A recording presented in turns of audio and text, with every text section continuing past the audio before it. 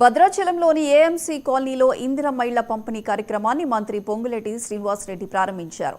అనంతరం ఆయన మాట్లాడుతూ రాష్ట్రంలో 20 లక్షల ఇందిరమ్మ ఇళ్లు నిర్మించడమే ప్రభుత్వ లక్ష్యమన్నారు. రాష్ట్రం ఆర్థిక ఇబ్బందులు ఎదుర్కొంటున్న పేద ప్రజలకు ఇళ్లు అందించడానికి ప్రభుత్వం కృషి చేస్తుందని చెప్పారు. ఆ తర్వాత గ్రామ పంచాయతీ ఆధ్వర్యంలో నిర్మించిన డంపింగ్ యార్డ్ను ప్రారంభించిన మంత్రి ఐటీడీఏ అధికారులు ఏర్పాటు చేసిన గిరిజన మ్యూజియంను సందర్శించారు. ఈ కార్యక్రమంలో ఎమ్మెల్యే తెల్లం వెంకట్రావు, ఎంపీ పోరిక బలరాం నాయక్ తదితరులు పాల్గొన్నారు.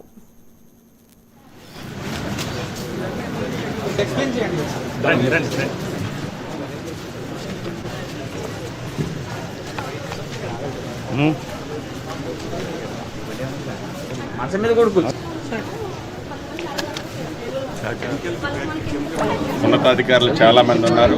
వారందరికీ మీడియా మిత్రులు అదే రకంగా ఇప్పుడే ఇందిరమ్మ ఇళ్ళు గతంలో అసంపూర్తిగా ఉన్న ఇళ్లను పూర్తి చేసి ఎన్నిచ్చాం కలెక్టర్ గారు 116 ఇళ్లని భద్రాచలం రాముల వారి పుణ్యక్షేత్రమైన ఈ భద్రాచలంలో ఇప్పుడే పేదవాళ్ళల్లో పేదవాళ్ళకి ఇప్పుడే కీస్ అండ్ వార్ చేసి వాళ్ళు పొంగించుకోవటం జరిగింది. ఇందిరమ్మ ప్రభుత్వం అంటేనే ఇందిరమ్మ ఇళ్ళు అంటేనే ఇందిరమ్మ ప్రభుత్వం.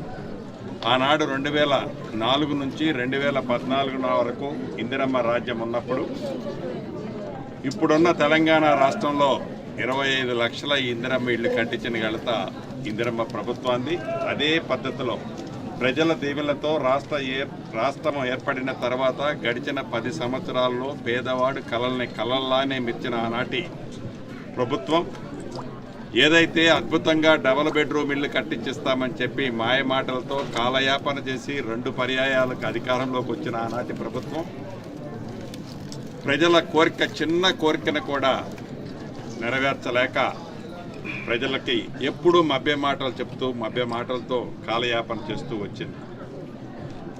చివరికి 1,56,000 ఇళ్ళు మొదలు పెట్టాం, కడుతున్నామని చెప్పి సుమారు 96,000-97,000 ఇళ్ళు కట్టి మిగిలినవన్నీ వివిధ స్థాయిల్లో అసంపూర్తిగా ఉంటే మన ఇందిరమ్మ రాజ్యం వచ్చిన తర్వాత అసంపూర్తిగా ఉన్న ఇళ్లతో పాటు ఏవైతే కంప్లీట్ చేసి కనీసం దాంట్లో మౌలిక వసతులు కూడా ఏర్పాటు చేయకపోతే మన ఇందిరమ్మ ప్రభుత్వంలో 387 కోట్లు గౌరవ ముఖ్యమంత్రి రేవంత్ రెడ్డి గారి నాయకత్వంలోని ఈ